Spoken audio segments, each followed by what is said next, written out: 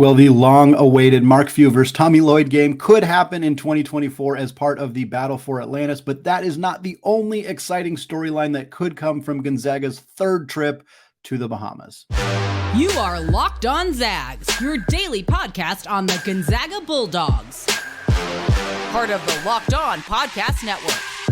Your team every day.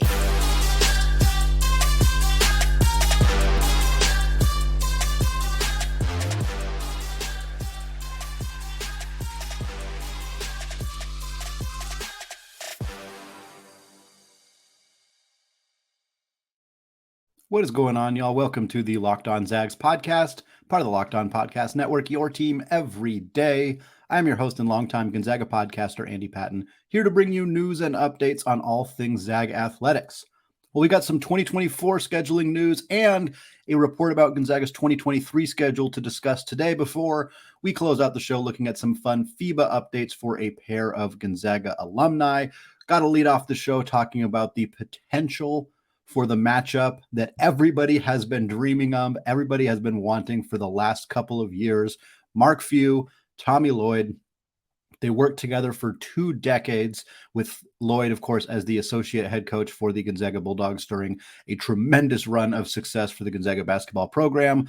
Lloyd parlayed that success into the full-time head coaching job at the University of Arizona. Fantastic for him. All he's done is become the first coach, or the only coach, to win 60 games in his first 2 seasons as a first-time head coach, one of the most prolific new coaches in modern college basketball history. But because Lloyd took the job at Arizona, Gonzaga and Arizona decided to pause their traditional home schedules that they've been doing in the past. And up to this point, it's been a couple of years now as Lloyd enters his 3rd season as the head coach at Arizona.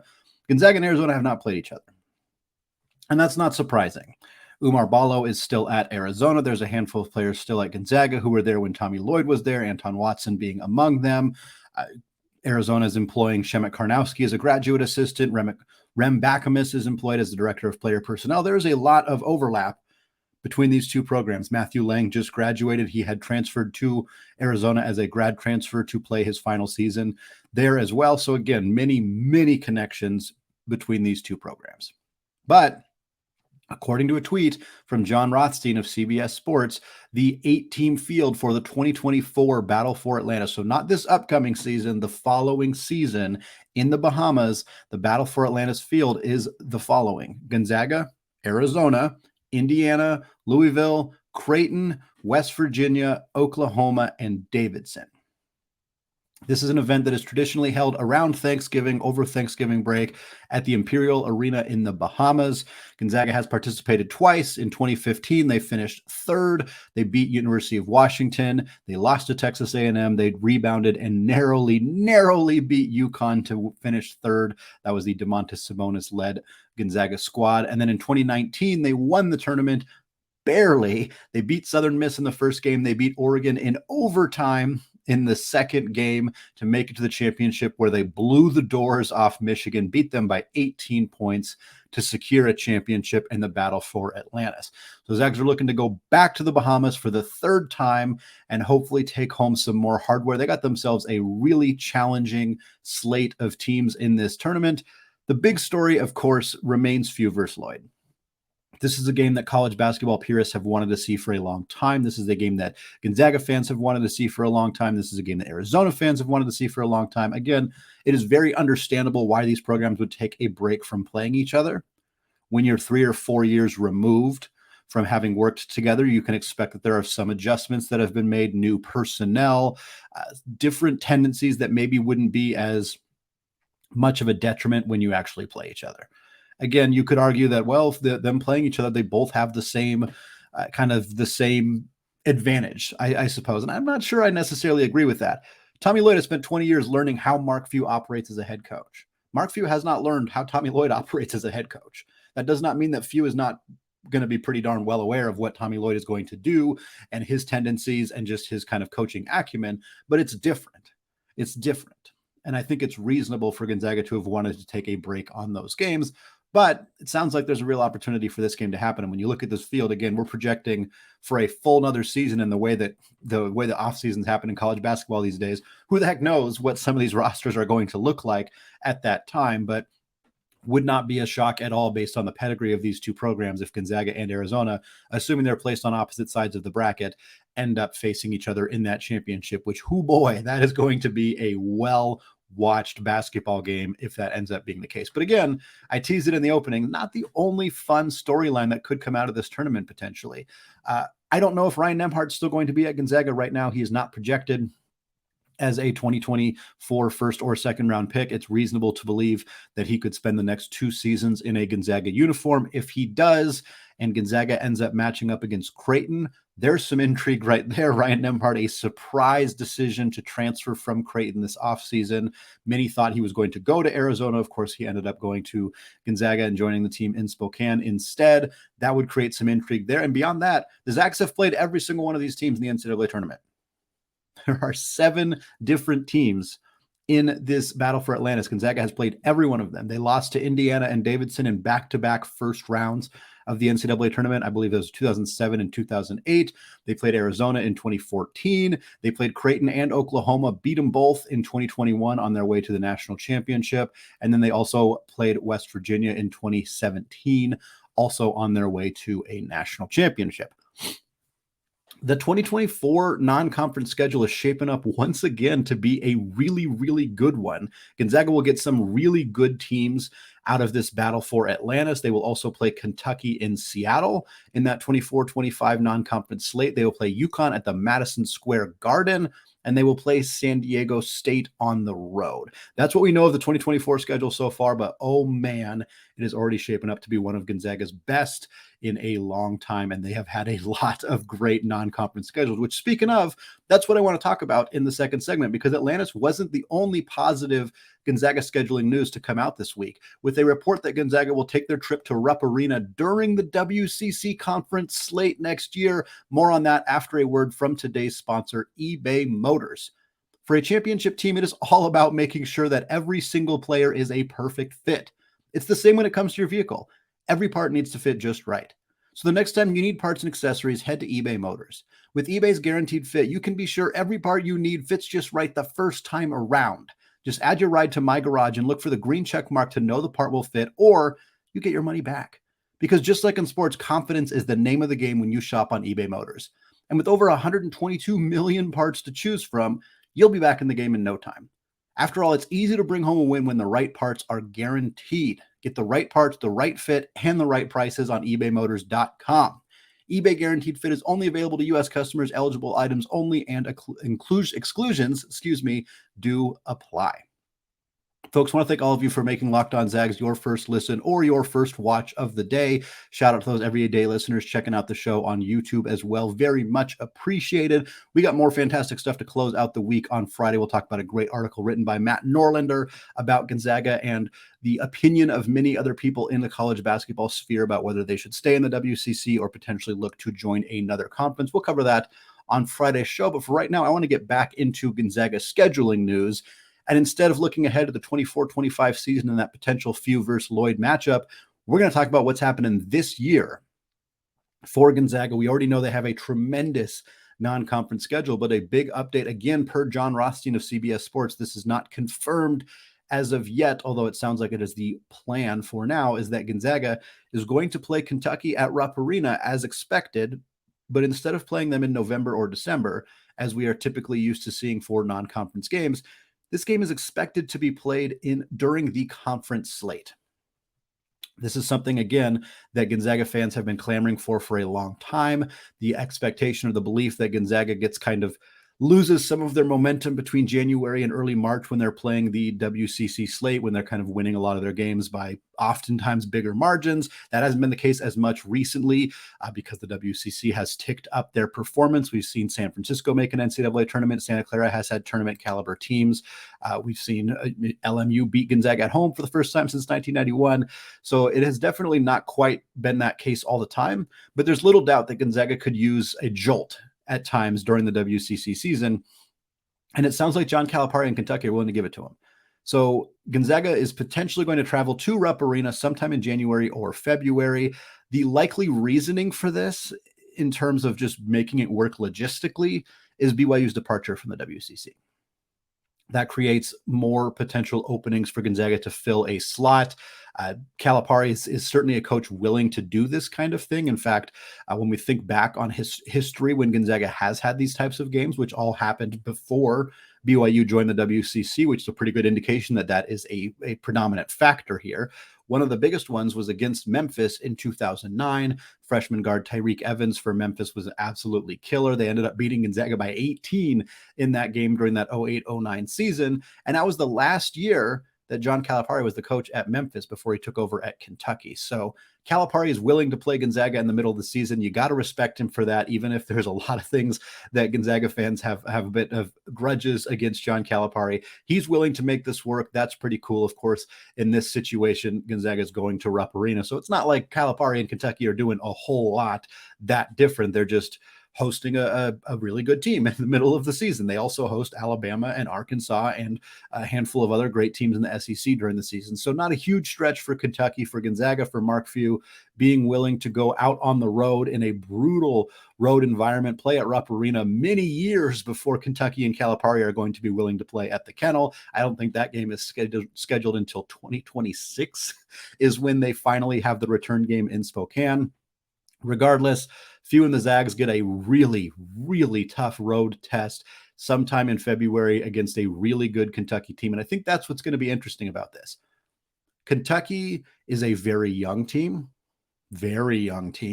At one point this offseason, they had 5 freshmen and 2 lightly used sophomores as the only players on their entire roster.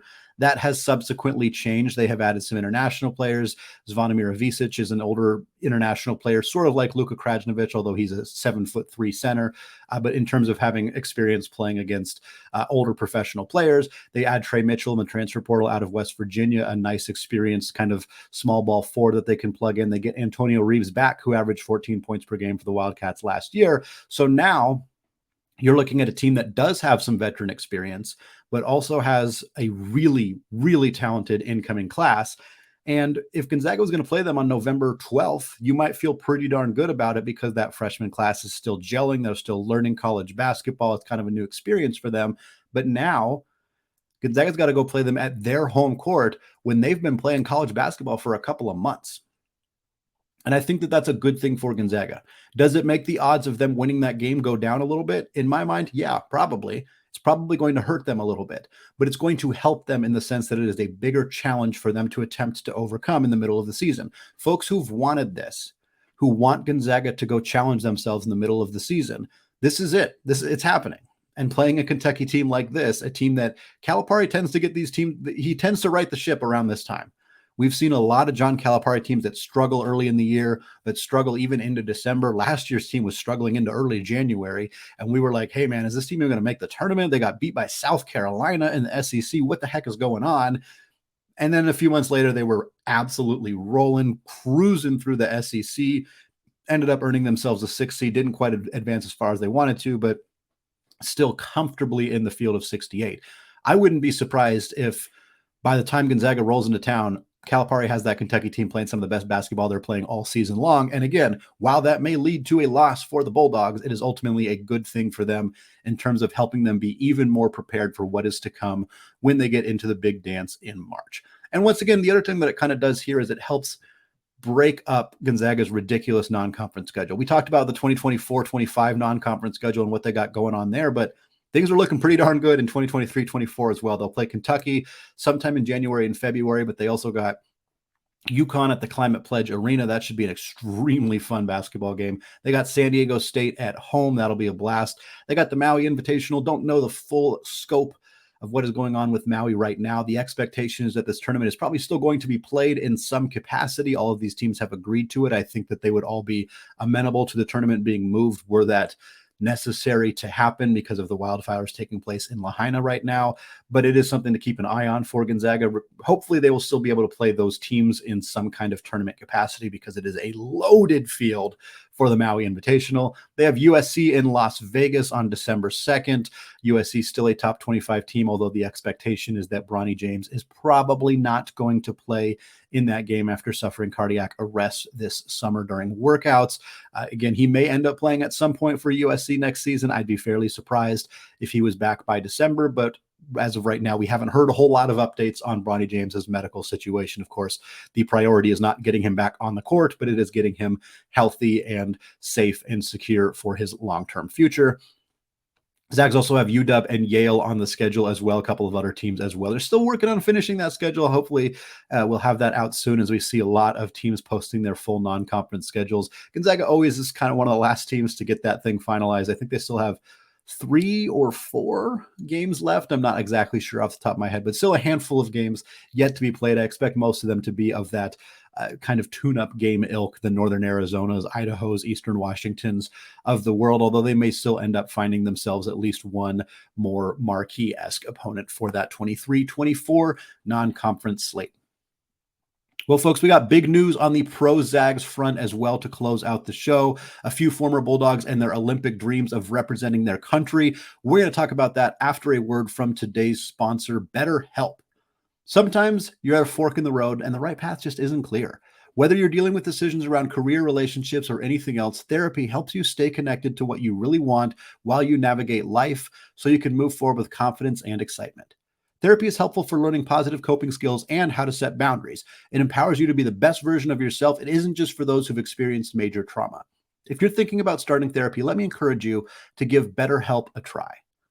It's entirely online, designed to be convenient, flexible, and suited to your schedule.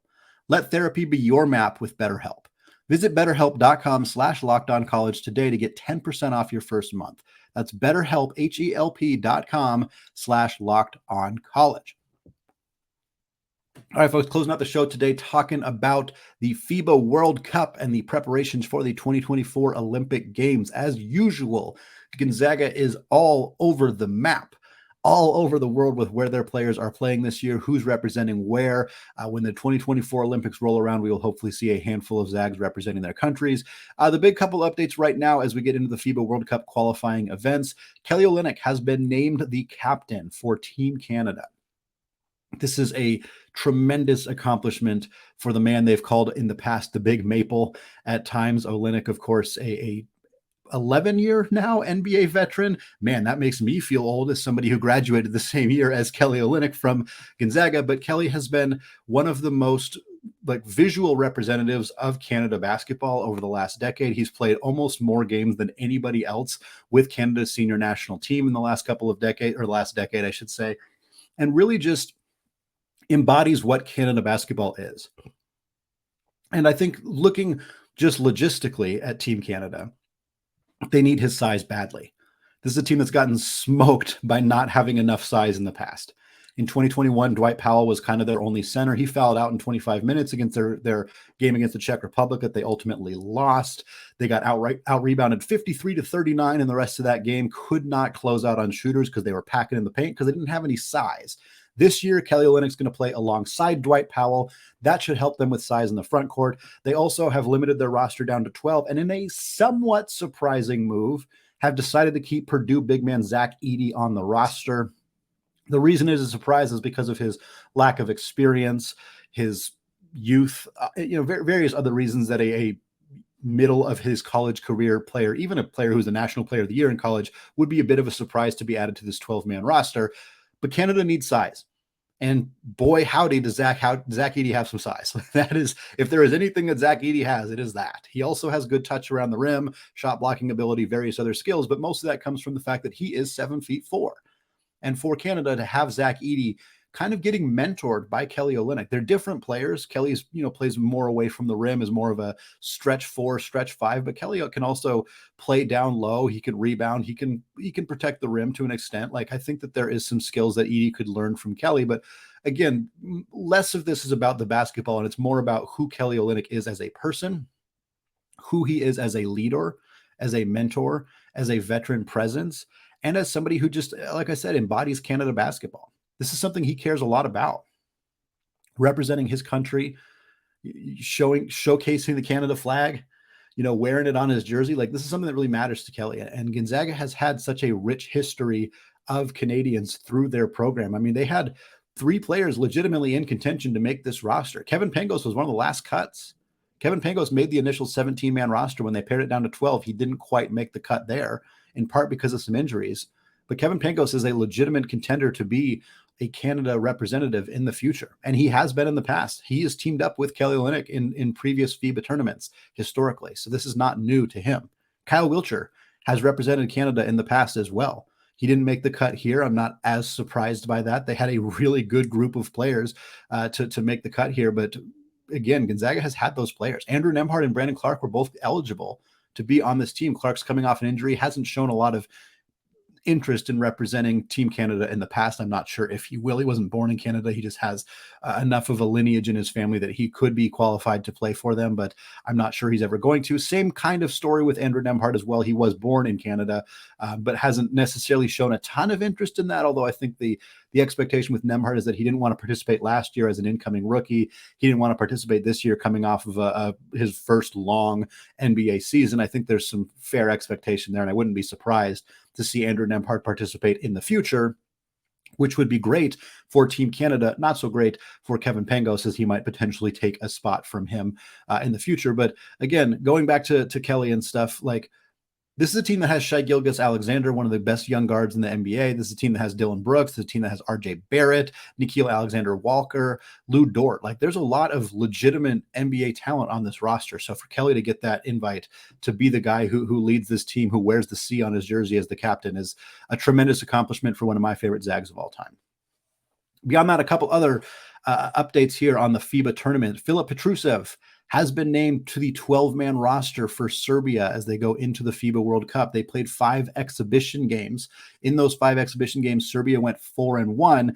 Petrusev averaged 10.5 points per game. That helped secure him a spot on the Serbian roster.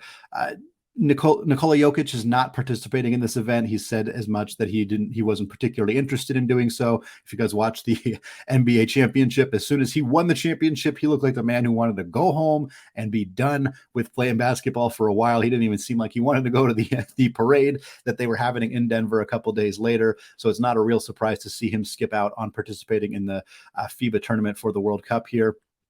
But for Petrusev, he makes this 12-man roster alongside Bogdan Bogdanovic. He makes it alongside Nikola Jovic, not Jokic, Jovic, who plays for the Miami Heat.